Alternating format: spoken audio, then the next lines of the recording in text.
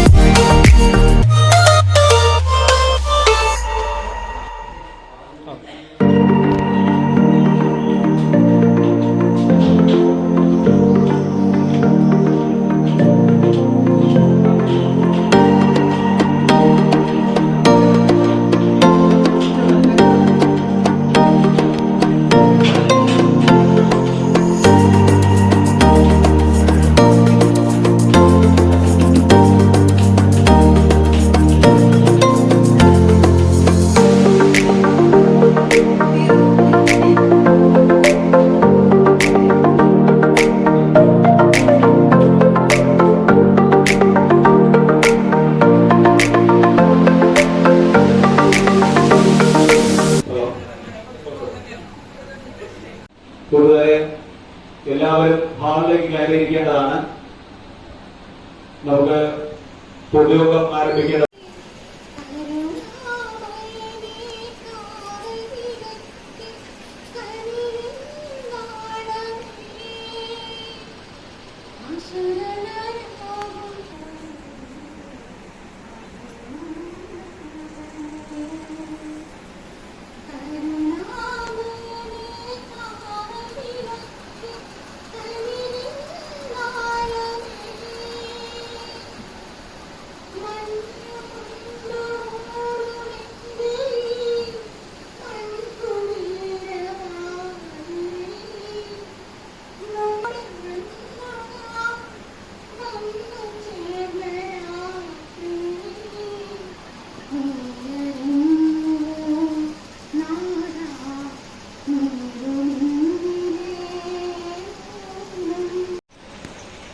മരണപ്പെട്ടു പോയെങ്കിൽ അവരെ അനുസ്മരിക്കുക എന്നുള്ളതാണ് അനുസ്മരണ യോഗം കൊണ്ട് നമ്മൾ ഉദ്ദേശിക്കുന്നത്.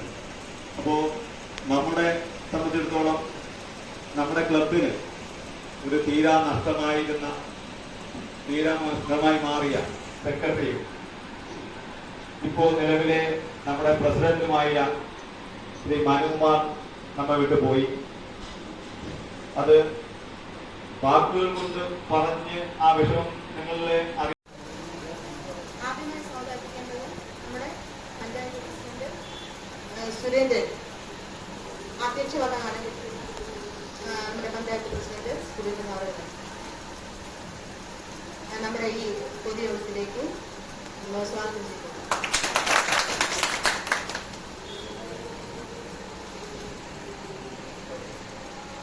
നമ്മുടെ മനുവിന്റെ നമ്മുടെ പ്രസിഡന്റായിരുന്ന മനുവിന്റെ ഭാഗത്ത് നമ്മുടെ വൈസ് പ്രസിഡന്റ് നമ്മുടെ വിഷ്ണു വേദിയിലുണ്ട്. പ്രിയ കൂട്ടുകാരനെയും സ്വാഗതം ചെയ്യുന്നു. അതുപോലെ ഇവിടെ ഈ വേദിയിൽ വന്നിരിക്കുന്ന എല്ലാ പ്രിയപ്പെട്ട കൂട്ടുകാരെയും എല്ലാവരെയും വ്യക്തികളുടെ സ്നേഹം നിറഞ്ഞ ഭാഷയിൽ സ്വാഗതം ചെയ്തുകൊണ്ടെന്ന് നിർത്തുന്നു.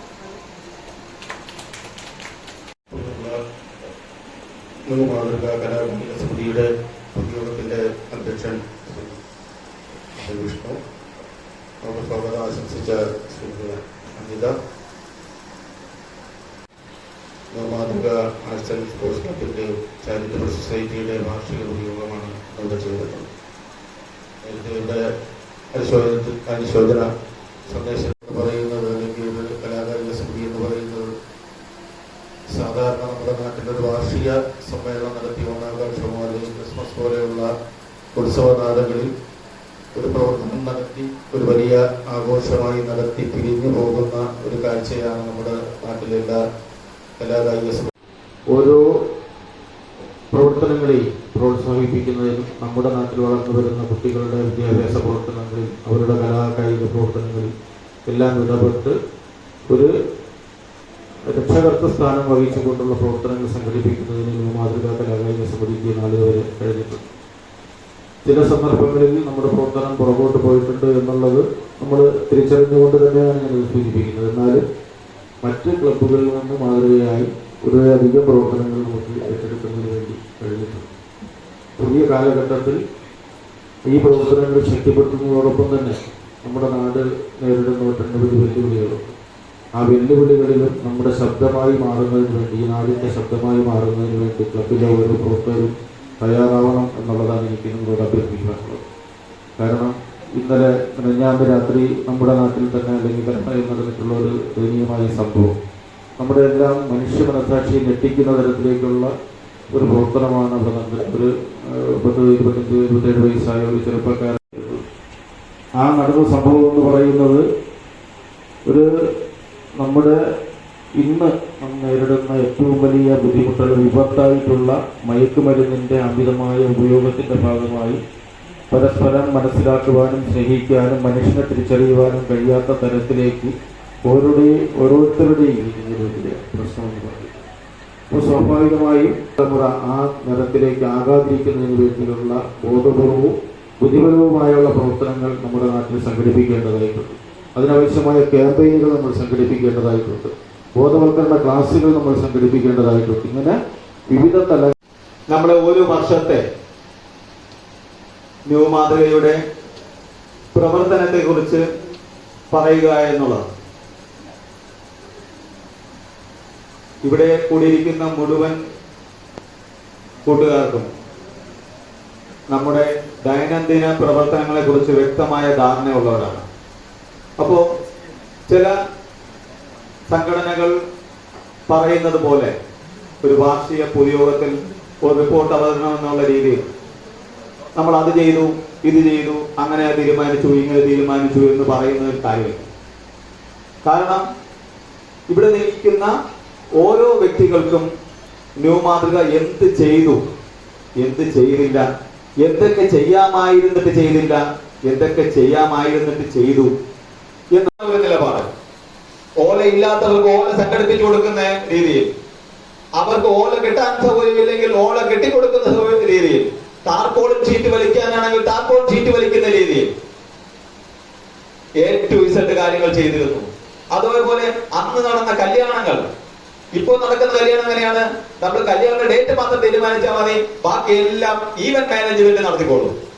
കല്യാണം നമ്മൾ അവിടെ താലി കെട്ടാൻ വേണ്ടി പോയി ഇരുന്ന് കൊടുത്താൽ താലി വരെ എടുത്ത് കൈ തരുന്നത് ഈവന്റ് മാനേജ്മെന്റ് ആയിരിക്കും. പക്ഷേ ന്യൂ മാതൃകയുടെ കാലഘട്ടത്തിൽ ഒരു പരിധി വരെ അങ്ങനെ ഉണ്ടായിരുന്നുവെങ്കിലും മാതൃകയുടെ കാലഘട്ടത്തിൽ ഇങ്ങനെ ആയിരുന്നില്ല. ഒരു കല്യാണം തീരുമാനിച്ചാൽ കല്യാണത്തിന്റെ എൻഗേജ്മെന്റിന്റെ അന്ന് മുതൽ ആ വീട്ടിലുള്ള എല്ലാ കാര്യങ്ങൾക്കും സഹായിക്കാൻ ഈ സന്നദ്ധ സംഘടനകൾ ഉണ്ടായിരുന്നു. എൻഗേജ്മെന്റിന് എന്തെങ്കിലും ഫുഡ് ഉണ്ടാക്കുകയാണെങ്കിൽ ആ ഫുഡ് ഉണ്ടാക്കുന്നതിലേക്ക് വേണ്ടിയുള്ള പച്ചക്കറി അരിയുന്നത് ഉൾപ്പെടെ, പിറ്റേന്ന് സദ്യ വിളമ്പുന്നത് ഉൾപ്പെടെയുള്ള കാര്യങ്ങൾ, അതേപോലെ കല്യാണത്തിന് വിറകുകൾ ശേഖരിക്കുന്ന കാര്യത്തിലായാലും വീട്ടിലേക്ക് ഉള്ള ആ ഒരു സദ്യയ്ക്ക് ഒരുക്കാനുള്ള മുഴുവൻ കാര്യങ്ങളും ഏറ്റെടുത്ത് ചെയ്യുന്നത് ഈ ക്ലബ്ബുകളായിരുന്നു. ആ കാലഘട്ടം കഴിഞ്ഞു. അത് കഴിഞ്ഞ് ന്യൂ മാതൃകയുടെ കാലഘട്ടം വന്നു. അപ്പോഴും ഒരു പരിധി വരെ അന്ന് ചെയ്ത് അതുപോലെയാണെന്ന് ഞാൻ പറയുന്നില്ല, എന്നാൽ ഒരു പരിധി വരെ നമുക്ക് അങ്ങനെ ചെയ്യാൻ കഴിയും. ഇപ്പൊ അങ്ങനെയില്ല. കല്യാണം വിളിച്ചോ, കല്യാണത്തിന്റെ ആ മുഹൂർത്ത സമയത്ത് നമ്മളവിടെ പോകുന്നു, ഒരു സെൽഫി എടുക്കുന്നു, ഫോട്ടോ എടുക്കുന്നു, അല്ലെങ്കിൽ സദ്യ കഴിക്കുന്നു, ആശംസകൾ പറയുന്നു, തിരിച്ചു പോകുന്നു. ഇങ്ങനെ പിന്തുടർന്ന് വന്നതാണ് എന്നുള്ള കാര്യം ഒരു സംശയം വേണ്ട. അപ്പോ ഞാൻ നേരത്തെ പറഞ്ഞു, ഇതൊരു റിപ്പോർട്ടിംഗ് അല്ല. റിപ്പോർട്ടിംഗ് എന്ന് പറയുമ്പോൾ നമ്മൾ കഴിഞ്ഞ ഒരു വർഷത്തില് ഓണാഘോഷ പരിപാടികൾ സംഘടിപ്പിച്ചിട്ടുണ്ട്. അതുപോലെ ഈ അമ്പലത്തിലും പള്ളിയിലും ഒക്കെ ഉത്സവങ്ങൾ നടക്കുമ്പോൾ അവർക്ക് ആവശ്യമായിട്ടുള്ള സഹായങ്ങൾ ചെയ്തിട്ടുണ്ട്. ഘോഷയാത്രയ്ക്ക് വേണ്ടിയിട്ടുള്ള സഹായങ്ങൾ ചെയ്തിട്ടുണ്ട്. ബാക്കിയുള്ള ആനന്ദിന പരിപാടികളിൽ ചിലത് നമുക്ക് ചെയ്യാൻ കഴിയാതെ വന്നിട്ടുണ്ട്. എന്നാലും കുറച്ച് കാര്യങ്ങളൊക്കെ ചെയ്തിട്ടുണ്ട്. പക്ഷെ അടുത്ത കമ്മിറ്റി ഇതെല്ലാം പരിഹരിച്ച് മുന്നോട്ട് പോകുമെന്ന് ഞാൻ വിശ്വസിക്കുന്നു. അതോടൊപ്പം തന്നെ ഞാൻ നേരത്തെ പറഞ്ഞതുപോലെ ഇത് അനുഭവങ്ങൾ പങ്കുവയ്ക്കാനുള്ള ഒരു വേദിയായി കണക്കാക്കണം. അപ്പോ ഞാനിപ്പോ വളരെ ചുരുക്കിയ കാര്യങ്ങളാണ് പറഞ്ഞത്. അപ്പോ ഇവിടെ നമ്മുടെ മാതൃകയിൽ തന്നെ പ്രവർത്തിച്ച അതിന്റെ സ്ഥാപകരിൽ ഒരാളായ നമ്മൾ സുനിയനയുടെ ഇരിപ്പുണ്ട്. അപ്പോ അവരുടെ പണ്ടത്തെ ഓർമ്മകൾ, അദ്ദേഹത്തിന്റെ മനസ്സിൽ വരുന്ന ചെറിയ ചെറിയ ഓർമ്മകൾ ഒന്ന് പറയുന്നതിലേക്ക് വേണ്ടി 2 വാക്ക് സംസാരിക്കാൻ സുനിയനെ ഞാൻ വിളിക്കുന്നു. ഇങ്ങനെ ഒരു സംസാരം ഉണ്ടാകും എന്ന് ഞാൻ പ്രതീക്ഷിച്ചല്ല പറഞ്ഞെങ്കിൽ പ്രത്യേക ഏതെങ്കിലും വരുമായിരുന്നു. മനസ്സിലുള്ള കുറച്ച് കാര്യങ്ങൾ മാത്രമേ ഞാനിപ്പോൾ സൂചിപ്പിക്കുന്നു. ഏകദേശം 38 വർഷങ്ങൾക്ക് മുമ്പ് പെരുകിടവിള ബ്ലോക്ക് ഓഫീസ് ജംഗ്ഷനിൽ അന്തരിച്ച ശ്രീ സുരേന്ദ്രനല്ല രവീന്ദ്രൻ എന്ന നമ്മുടെ എല്ലാം രക്ഷകർത്താവായിരുന്ന ശ്രീ രവീന്ദ്രൻ സാർ രൂപീകരിച്ച മാതൃക എന്ന ആകട്ടെ എന്ത് ഫംഗ്ഷനുകൾക്കും മുന്നിട്ട് നിന്ന് പെരുങ്കിടവിള പഞ്ചായത്തിന്റെ ഈ ചുറ്റളവിൽ, നമ്മുടെ ഈ പെരുങ്കിടവിള ചുറ്റളവിലുള്ള എല്ലാ ജാതി മത വർഗ വ്യത്യാസമില്ലാതെ എല്ലാവരുടെ കാര്യങ്ങളിലും ഇടപെട്ട് പ്രവർത്തിച്ചു വന്ന ഒരു സംഘടന ആയിരുന്നു മാതൃക.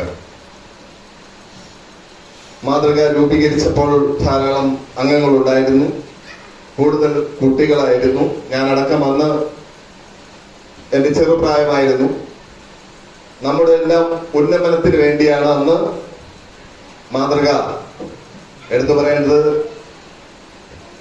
ശ്രീ രവീന്ദ്രൻ സാറ്, കുമാരണ്ണൻ, സ്റ്റീഫനണ്ണൻ, അങ്ങനെ നമ്മുടെ ഈ ചുറ്റുവട്ടമുള്ള ബാബു, ആന്റി, ഇങ്ങനെയുള്ള കുറേയുടെ നേതൃത്വത്തിൽ ഇത് പ്രവർത്തിച്ചു വരെ കുട്ടികളുടെ ഉന്നമനത്തിന് വേണ്ടി അഖില കേരള ബാലജനസഖ്യം എന്ന സംഘടനയിൽ നമ്മൾ അഫിലിയേറ്റ് ചെയ്യുകയും കുട്ടികളെ അവിടെ ചേർത്ത്, ഞാനടക്കം അതിൽ ചേർന്ന് നെയ്യാറ്റിൻകര താലൂക്കിലെ ഏറ്റവും മികച്ച 2ാമത്തെ സംഘടനയായി നമ്മളെ തിരഞ്ഞെടുക്കുകയും ചെയ്തിട്ടുണ്ട്. അന്ന് 1ാമത്തെ സംഘടന ഇരുമ്പിലുള്ള കലാരഞ്ജനിയായിരുന്നു, 2ാം സ്ഥാനം മാതൃകയ്ക്കായിരുന്നു. അങ്ങനെ നല്ല പ്രവർത്തന കാഴ്ചവെച്ച് നമ്മളിവിടെ ഉള്ള വിദ്യാർത്ഥിനികളെ ഏത് പഞ്ചായത്തിലുള്ളതായാലും സ്കൂളുകളിലായാലും മറ്റു ക്ലബുകളിൽ നടക്കുന്നതായാലും എല്ലാ മത്സരങ്ങളിലും പങ്കെടുപ്പിക്കാൻ മുൻകൈ എടുത്ത് പ്രവർത്തിച്ച സംഘടന, അതിന്റെ സെക്രട്ടറി, പ്രസിഡന്റ്, ട്രഷറർ, അങ്ങനെ എല്ലാവരും നല്ല രീതിയിൽ പ്രവർത്തിച്ച് ഇന്ന് ഈ ഇരിക്കുന്ന അനിതയും മറ്റും പലരും 1ാം സ്ഥാനങ്ങൾ പലത് ഒരു മത്സരം കഴിയുമ്പോൾ ഏകദേശം 30-ലധികം സമ്മാനങ്ങൾ, 30-അല്ല 100-ലധികം സമ്മാനങ്ങൾ അല്ലേ ഒരു പരിപാടി നടക്കുന്ന സ്ഥലത്ത്. മാതൃക രൂപീകരിച്ചപ്പോൾ ആദ്യം ഉണ്ടായിരുന്ന ഒരു വ്യക്തിയാണ് ഞാൻ. 3 ദിവസത്തേക്ക് മുമ്പേ പോകും, പുറവ് കീറി കൊടുക്കും, സാധനം എടുക്കാൻ പോകും. അതുപോലെ തന്നെ വളമ്പി പാത്രം കഴുകി വെച്ചതിന് ശേഷമേ ഞങ്ങൾ തിരിച്ച് വീട്ടിൽ പോകാറുള്ളൂ. പക്ഷെ ഇന്ന് മാതൃകയുടെ ഭാഗത്ത് നിന്ന് അങ്ങനത്തെ യാതൊരു കാഴ്ചപ്പാടും കാണാനില്ല. എന്താണ് സംഭവിച്ചതെന്നറിയില്ല. എന്തായാലും പഴയ പ്രവർത്തനത്തിൽ കഴിഞ്ഞ ഓണത്തിന് ഈ ബ്ലോക്ക് ഓഫ് ജംഗ്ഷനിൽ ആദ്യമായിട്ട് 2 അത്തപ്പൂ വന്നു. ഇതൊക്കെ ഒരു വിഘടനവാദത്തിന്റെ ഒരു തുടക്കമാണ്. അപ്പൊ അതെന്താണ് 35 എത്ര പേര് ഒന്ന് പഴയ മാതൃകയുടെ രൂപത്തിൽ വരണം എന്ന് മാത്രം പറഞ്ഞുകൊണ്ട് ഞാൻ നിർത്തുന്നു. നമസ്കാരം. ന്യൂ മാതൃകയെ കിട്ടിയോ അല്ലെങ്കിൽ മാതൃകയെ പറ്റി ഏറ്റവും കൂടുതൽ സംസാരിക്കാൻ കഴിവുള്ള 2 വ്യക്തികളാണ് ഇപ്പൊ സംസാരിച്ചത്. ഇനിയും കഴിവുള്ളവരുണ്ടെന്ന് നമ്മുടെ അനിയനുണ്ട്. മുൻകാല പ്രവർത്തകരെ കുറിച്ച് നിങ്ങൾക്ക് അറിയാം. നമ്മുടെ പേരെടുത്ത് ഞാൻ കഴിഞ്ഞ നമ്മുടെ ഈ ഓണപരിപാടിക്ക് ന്യൂ മാതൃകയെ കുറിച്ച് പറഞ്ഞപ്പോഴത്തേക്ക് ഓരോരുത്തരുടെ പേര് പ്രത്യേകം പറഞ്ഞില്ല എന്ന് പറഞ്ഞ് പരാതി പറഞ്ഞവരുണ്ട്. അത് എന്നെ പേഴ്സണലായിട്ട് എന്നോട് പറഞ്ഞവരാണ്. പക്ഷെ എനിക്ക് അവിടെ ഒരാളുടെ പേര് മാത്രം പറഞ്ഞാൽ പറ്റുമോ ശ്രീമരണ? ഒരാളുടെ പേര് മാത്രം പറയാൻ ഒക്കില്ല. അവിടെ എത്രയോ പേരുണ്ട്. നമ്മുടെ മരിച്ച നമ്മുടെ തമ്പൂരു രാജൻ. അപ്പൊ എനിക്ക് കൂടുതൽ പറയാന്നുള്ളത് വെച്ചാൽ എനിക്ക് എന്റെ ആൾക്കാരാണ് അത് കൂടുതലുള്ളത്.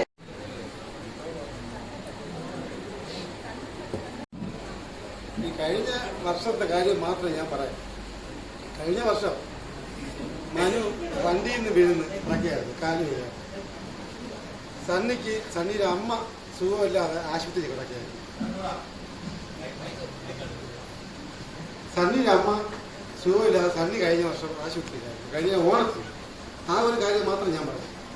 മനു ബൈക്കിൽ നിന്ന് വീഴുന്നു, ഒരു ആക്സിഡന്റ് പറ്റി അവന് കിടപ്പിലായിരുന്നു. ആ സമയത്താണ് എന്നോട് വിളിച്ചു പറഞ്ഞത്. മനു സണ്ണിയെ വിളിച്ചു പറഞ്ഞത്, എന്നാൽ ഓണം വരികയാണ്, എന്ത് ചെയ്യാം? ഞാൻ പറഞ്ഞു എല്ലാ പ്രശ്നങ്ങളും ചെയ്യും. ഞാൻ നോക്കിയപ്പോൾ 2 വില്ലന്മാരും ഇല്ല. ഇവരാണ് എന്ത് കാര്യങ്ങളും നിൽക്കുന്നത്. അവർ 2 വില്ലന്മാരും ഇല്ല. അപ്പൊ ഞാൻ എന്ത് ചെയ്യും? എന്നെ കൊണ്ട് കഴിയുന്ന കാര്യങ്ങൾ ഞാനും ചെയ്യും.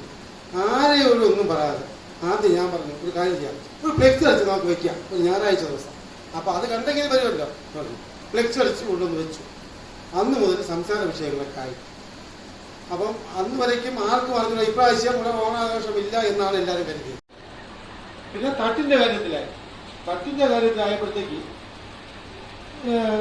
പിന്തുടർച്ച അവകാശികൾ എന്ന് പറയുന്ന ആൾക്കാരുടെ വാക്കുകളും ഇതൊക്കെയാണ് കേട്ടത്. ഇനി നമുക്ക് നമ്മളുടെ ക്ലബിനെ കുറിച്ച് പുറത്തു നിന്നൊരാളുടെ കാഴ്ചപ്പാട് എങ്ങനെയാണെന്ന് നോക്കാം. അതായത് കുറച്ച് നാളുകൾക്ക് ഭാഗം നമ്മളെ നാട്ടിൽ വരികയും നമ്മളെ കൂട്ടുകാരെ എല്ലാവരെയും ചങ്ക് ബ്രോയായി മാറിയ നമ്മുടെ ശിവചേട്ടനെ ഒന്ന് വിളിക്കുകയാണ്. 2 വാക്ക് നമ്മളെ ക്ലബിനെ കുറിച്ചുള്ള അഭിപ്രായവും പുറത്തു നിന്ന് നോക്കുമ്പോൾ നമ്മളെ ക്ലബിന്റെ പോരായ്മകൾ. അത് ഒരു കാര്യം ഞാൻ പറയാം, നമ്മൾ അകത്തു നിന്ന് പറയുന്ന ഒരു കാര്യം അനിയാണ് പറഞ്ഞു, ശരിയാണ്, പോരായ്മകളുണ്ട്, അത് അംഗീകരിക്കുന്നത് പറയുമ്പോൾ ഇതാണ് പോരായ്മ ചൂണ്ടിക്കാണിക്കണമെങ്കിൽ പുറത്തു നിന്ന് നോക്കുന്ന ഒരാൾക്കാണ്. ഇദ്ദേഹം കുറെ നാളുകളായി നമ്മളോട് വന്നു. നമ്മുടെ ന്യൂ മാതൃകയിലുള്ള എല്ലാ കൂട്ടുകാരും അദ്ദേഹത്തിന്റെ ഏറ്റവും അടുത്ത സുഹൃത്തുക്കളാണ്. അദ്ദേഹം ക്ലബിന്റെ പരിപാടികളിൽ പങ്കെടുക്കാറുണ്ട്. പരിപാടികൾക്ക് എന്ത് ആവശ്യമുണ്ടെങ്കിലും നമ്മളോട് സംഭാവന തരാറുണ്ട്, ഉപദേശങ്ങൾ തരാറുണ്ട്. അതുപോലെ എന്തെങ്കിലും 2 വാക്ക്. 2019 ഞാൻ ഈ പെരുമിടകൾ വരുന്നത്. പക്ഷെ ആ സമയത്ത് ഞാൻ സ്ഥിരമായിട്ട് കാണാറില്ല, ഞായറാഴ്ച ദിവസം മാത്രമേ കാണാറുള്ളൂ. അത് കഴിഞ്ഞ് 2015 മുതൽ ഞാൻ ഏകദേശം സ്ഥിരാവസ്ഥ പറയാൻ പുള്ളിയെക്കാൾ കൂടുതൽ സമയം ഇവിടെ ഉണ്ടായിരുന്നു. ഞാൻ ഈ സംഘടനയിൽ വരാനുള്ള പ്രധാന കാരണം അങ്ങനെ ഇവിടെ അധികം ആരുമായിട്ട് വലിയ ബന്ധമില്ലായിരുന്നു. ഇപ്പം നിഷാന്ത്, വിഷ്ണു, ഇങ്ങനെ കുറച്ച് ആൾക്കാരുമായിട്ട് പരിചയപ്പെടുകയും അവര് സംബന്ധിച്ച് അവരുടെ പുറത്തേക്ക് വരാനായിട്ട് കൊണ്ടുവരികയും ചെയ്തതാണ്. അങ്ങനെ വന്നപ്പോൾ ഞാൻ അതിന് പറഞ്ഞ എനിക്ക് സമയമില്ലാത്തൊരു വ്യക്തിയാണ്, ഇത്ര ദൂരെ യാത്ര ചെയ്യാവുന്നതാണ്. അതുകൊണ്ട് തന്നെ ഭാരവാഹിത്വവും മറ്റു കാര്യങ്ങളും ഏറ്റെടുക്കാൻ എനിക്ക് പറ്റില്ല. പക്ഷെ നിങ്ങൾ പറയുന്നതിൻ്റെ കൂടെ ഞാൻ ഉണ്ടായിരിക്കും എന്ന് പറയുകയും ഇതുവരെ എന്നെ കൊണ്ട് കഴിയുന്ന കാര്യങ്ങൾ ചെയ്തു കൊടുത്തിരുന്നതാണ് എൻ്റെ വിശ്വാസം. ഈ നോവ് മാതൃകയെ ഞാൻ നോക്കി കാണുമ്പോൾ ഞാൻ എൻ്റെ നാട്ടിലും ഇതുപോലെ സംഘടന ഉണ്ടായിരുന്നു. അത് കുറച്ചു കാലം കാണും, ഒരു ഓണത്തിനോ ക്രിസ്മസിനോ കൂടും, അത് കഴിഞ്ഞ് പോകും. അദ്ദേഹത്തിന്റെ ഓർമ്മകൾ പങ്കുവയ്ക്കാനും നമുക്ക് പുതുതായി നിർദ്ദേശങ്ങൾ നൽകാനും വേണ്ടിയിട്ടാണ്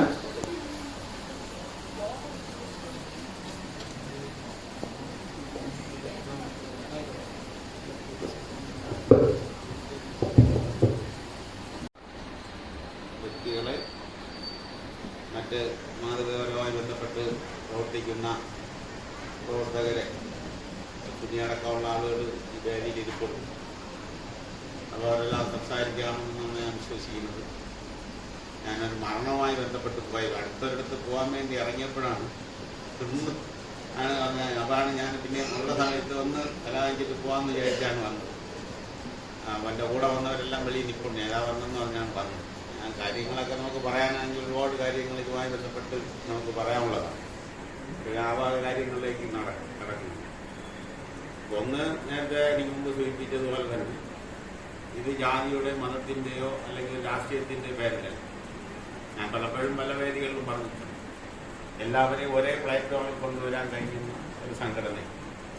അപ്പോൾ അത് ഇനിയും അത്തരം കാര്യങ്ങളിലേക്ക് തന്നെ നിങ്ങൾ വളരെ ശ്രദ്ധിക്കും. പക്ഷെ ആ ശ്രദ്ധിക്കുന്നതോടൊപ്പം നിങ്ങൾ ഒരു കാര്യം മനസ്സിലാക്കേണ്ടത്, ഇതിന്റെ ഭാരവാഹിയായി പ്രവർത്തിക്കുന്ന ആളുകൾ എപ്പോഴും മാതൃകപരമായിരിക്കും. അപ്പൊ സ്വാഭാവികമായിട്ട് ഒരു കുടുംബത്തിലെ അല്ലെങ്കിൽ ഇതിന്റെ ലീഡർഷിപ്പ് ഇന്ന് നമ്മുടെ നാട്ടിലെ ചെറുപ്പക്കാരുടെയിലും അതുപോലെ തന്നെ നമ്മൾ മറ്റ് ഏതെങ്കിലും രീതിയിലൊക്കെ എങ്ങനെയാണോ നമ്മുടെ നാട്ടിൽ വളർന്നു വരുന്ന ഒരു ചെറുപ്പക്കാരെ അല്ലെങ്കിൽ ഒരു നന്നായി പ്രവർത്തിക്കുന്ന ആളുകളെ എങ്ങനെ മോശമാക്കാമെന്ന് അല്ലെങ്കിൽ അവനെ വേറൊരു വഴിയിലേക്ക് ചിന്തിക്കാം എന്നുള്ള ഒരു സങ്കല്പമാണ് അല്ലെങ്കിൽ ഇതാണ് നമ്മുടെ നാട്ടിൽ നടന്നു വരുന്നത്. പക്ഷെ അതെല്ലാം അതിജീവിച്ചോളും. അവരെ നേരെ വഴിക്ക് കൊണ്ടുവരുന്നതിന് വേണ്ടിയുള്ള ഒരു മാതൃകയാണ് നമ്മളെപ്പോഴും പ്രവർത്തിക്കേണ്ടത്.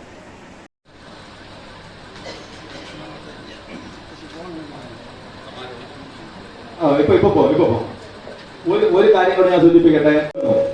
സുഹൃത്തുക്കളെ, ഞാൻ ഒരു സംശയം ചോദിച്ചോട്ടെ. നമ്മുടെ കുടുംബത്തിനകത്ത് ഒരു പ്രശ്നം ഉണ്ടാകുമ്പോൾ ആ കുടുംബത്തിനകത്ത് ആൾക്കാർ കൂടുന്ന ഒരു യോഗത്തിൽ അവർ വന്നിടാ നിനക്ക് ഇങ്ങനെ പ്രശ്നമുണ്ട്, ആ പ്രശ്നം നീ പരിഹരിച്ചില്ലെങ്കിൽ നമ്മളെ കുടുംബത്തെ അത് ബാധിക്കും എന്ന് പറയുന്നതാണോ ശരി? ആ കുടുംബത്തിലുള്ള ഒരാൾ പുറത്തു പോയി നിന്ന് മറ്റുള്ള ആൾക്കാരോട് കൂടെ കുശു കുശു കുശു കുശു എന്ന് പറഞ്ഞ് നമ്മൾ തമ്മിലുള്ള അടി കൂടുതലാക്കുന്നതാണോ നല്ലത്? ഒരിക്കലും എനിക്ക് തോന്നുന്നില്ല. ഞാൻ വിചാരിച്ചിരിക്കുന്നത് നമ്മുടെ കുടുംബത്തിനകത്ത് ന്യൂ മാതൃക എന്ന് പറയുന്ന നേരത്തെ ഇവിടെ പറഞ്ഞതുപോലെ ജാതിക്കും മതത്തിനും രാഷ്ട്രീയത്തിനും അതീതമായി ഒരു സംഘടനയാണ് എന്ന് പറഞ്ഞു. കഴിഞ്ഞ 40 വർഷമായി അങ്ങനെയാണ് പ്രവർത്തിക്കുന്നത്. അതിൽ ഒരു സംശയവും വേണ്ട. അപ്പോ ഈ പൊതുയോഗം ഞാൻ കൂടുമ്പോ സുനിയനോട് സൂചിപ്പിച്ചതുപോലെ എല്ലാവരെയും ഉൾക്കൊള്ളിച്ചുകൊണ്ട് സീനിയർ ജൂനിയർ എന്ന വ്യത്യാസമില്ല. ഇവിടെ നിങ്ങൾ നേരത്തെ പറഞ്ഞ പോലെ ജാതിയില്ല, മതമില്ല, രാഷ്ട്രീയമില്ല. പക്ഷെ ഇവിടെ ജൂനിയർ സീനിയർ ഒരു വിഷയം വന്നിരിക്കുകയാണ്. അത് മറികടക്കുന്നതിലേക്ക് വേണ്ടി ആ സീനിയർ ആയിട്ടുള്ള മുഴുവൻ ആൾക്കാരെയും നമ്മൾ എല്ലാവരെയും വ്യക്തിപരമായി അവരെ വീട്ടിൽ പോയി കണ്ട് ഈ നോട്ടീസ് കൊടുത്ത് അവരെ വിളിച്ചു. പണ്ടത്തെ പോലല്ല, മുഴുവൻ പേരെ ഉൾപ്പെടുത്തിക്കൊണ്ട് അവരെല്ലാവരെയും കമ്മിറ്റിയിലും അർഹിക്കുന്ന സ്ഥാനങ്ങൾ ഉൾപ്പെടുത്തിക്കൊണ്ട് നമ്മൾ മുന്നോട്ട് പോവുകയാണ്. നിങ്ങൾ ഈ പൊതുയോഗത്തിൽ പങ്കെടുക്കണം. നിങ്ങൾക്ക് എന്തെങ്കിലും പ്രശ്നങ്ങൾ ഉണ്ടെങ്കിൽ അത് നിങ്ങൾ കൊച്ചനുജന്മാരായ നമ്മളോട് പറഞ്ഞ് ബോധ്യപ്പെടുത്തണം. അത് തെറ്റാണ് സണ്ണി, അത് തെറ്റാണ്. വിഷ്ണു, എത്ര വിവരമുണ്ട് നമ്മുടെ സീനിയേഴ്സ് ആണെന്നൊക്കെ പറയുന്നത്. എത്ര വിവരമുണ്ട്? ഞാൻ പറഞ്ഞു, ഇത് ന്യൂ മാതൃകയുടെ കമ്മിറ്റി അല്ല, ഇതൊരു പൊതുയോഗമാണ്. ന്യൂ മാതൃകയുടെ പൊതുയോഗം എന്ന് പറയുമ്പോൾ നമ്മുടെ ബൈലോ പ്രകാരം ഈ പഞ്ചായത്ത് അനിയനെ പറഞ്ഞതുപോലെ നമ്മളെ പുറകിൽ നിന്ന് വന്ന് കൂടിക്കൊള്ളും. നമ്മളവിടെ അത്തക്കൂടാൻ പോയപ്പോ വളരെ ചുരുക്കം ആൾക്കാരുണ്ടായിരുന്നുള്ളൂ. അത്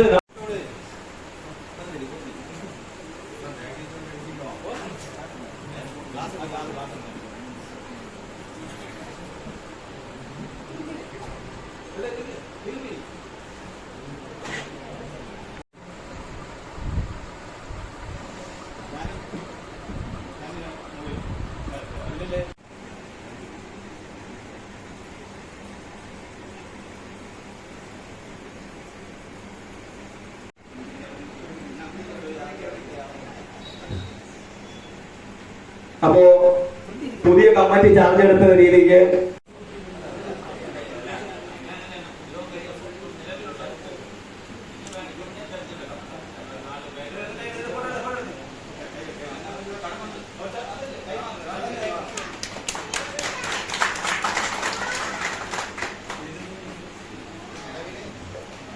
പുതിയ കമ്മിറ്റിയുടെ പ്രസിഡന്റിനെ ക്ഷണിക്കുന്നു. പുതിയ ഭാവി പരിപാടികളെ കുറിച്ച് അവർ ചർച്ച ചെയ്യും. പക്ഷേ 2 വാക്ക് എന്താണ് അദ്ദേഹത്തിന്റെ മനസ്സിലുള്ളതെന്നുള്ള 2 വാക്ക് സംസാരിക്കുന്നതിലേക്ക് വേണ്ടി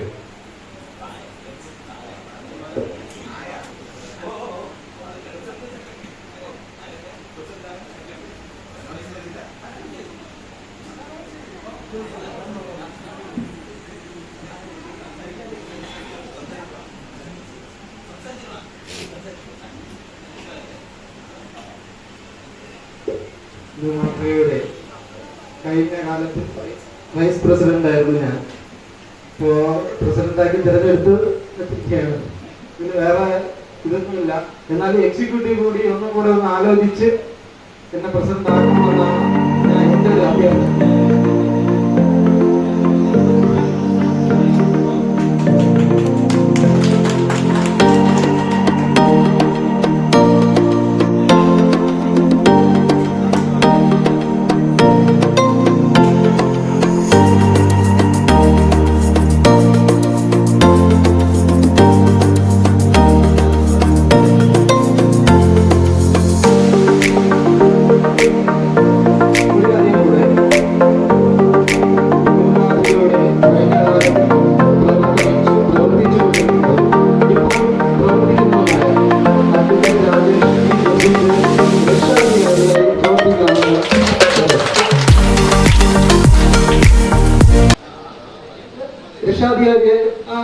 രക്ഷാധികാരി ഒരു നമ്മളെ ക്ലബിന്റെ ഇതിൽ ഒരു രക്ഷാധികാരി വേണം ഈ ഇതിലേക്ക് വേണ്ടി സംസാരിക്കാനും ഉപദേശ സമിതിയിലേക്ക് വേണ്ടി. അതിന്റെ രക്ഷാധികാരിയായിട്ട് നമ്മളെ കഴിഞ്ഞ കാലത്ത് അഡ്വക്കേറ്റ് രാജേഷ് കുമാറിനെ നിർദ്ദേശിക്കുന്നു.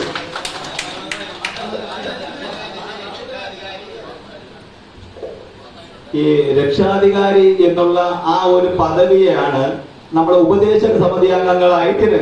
അപ്പോ നിങ്ങൾ ദയവായി എന്നെ ആ ഉപദേശ സമിതി അംഗങ്ങൾ ഒരാളായി കണക്കാക്കുക. നമ്മൾ ഇതിന്റെ കൂടെ ഞാനൊരു ഉപദേശ സമിതി അംഗം എന്നുള്ള രീതിയിൽ നിന്നാൽ മതി. കാരണം വേറൊന്നുമല്ല, ഞാൻ ഇവിടെ നിന്ന് താമസം മാറി പോയിട്ട് 18 വർഷമായി. 18 വർഷമായി സത്യം. പക്ഷേ എനിക്ക് എന്റെ മനസ്സിനകത്തൊരു വിഷമം എന്ന് പറയുന്നത്, എനിക്ക് എന്തെങ്കിലും ഒരു പരിപാടി നിങ്ങൾ വിട്ടു കഴിഞ്ഞാൽ ഇവിടെ വന്ന് നിങ്ങളോടൊപ്പം നിന്ന് ചെയ്യണമെന്നാണ്. പക്ഷെ ഞാൻ അവിടെ ഇരുന്നുകൊണ്ട് ഒരു ഫോണിലൂടെ വിളിച്ചിട്ട് അത് ചെയ്യണം ഇത് ചെയ്യണം എന്ന് പറയുന്നത് ഒരു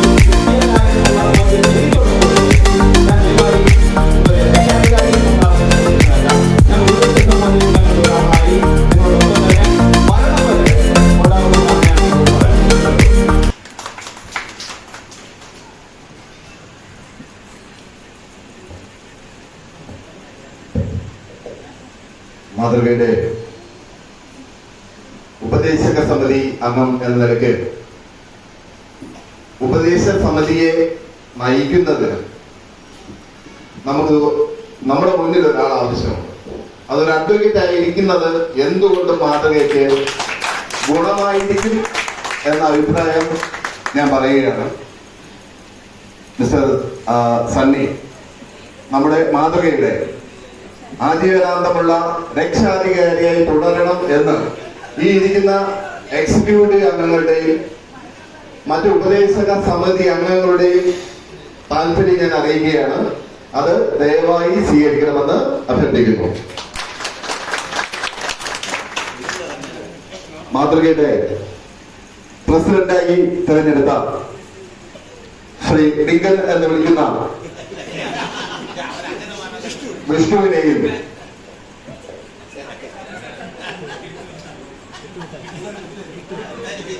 നമ്മളെല്ലാം കിപ്പോ എന്ന് വിളിക്കുന്ന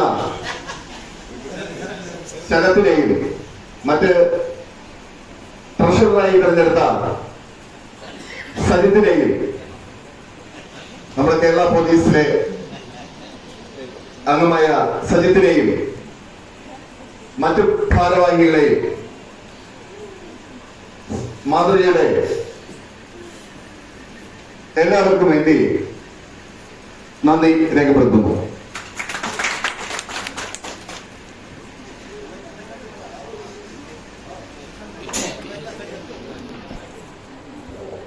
നമ്മുടെ ഈ ആഹാരം ക്രമീകരിച്ചിട്ടുണ്ട്. ഫുഡ് ഇപ്പോൾ വരും. അതുവരെ നമ്മുടെ കമ്മിറ്റി അംഗമായ എക്സിക്യൂട്ടീവ് അംഗമായ അനിത ഒരു ഗാനം ആലപിക്കും.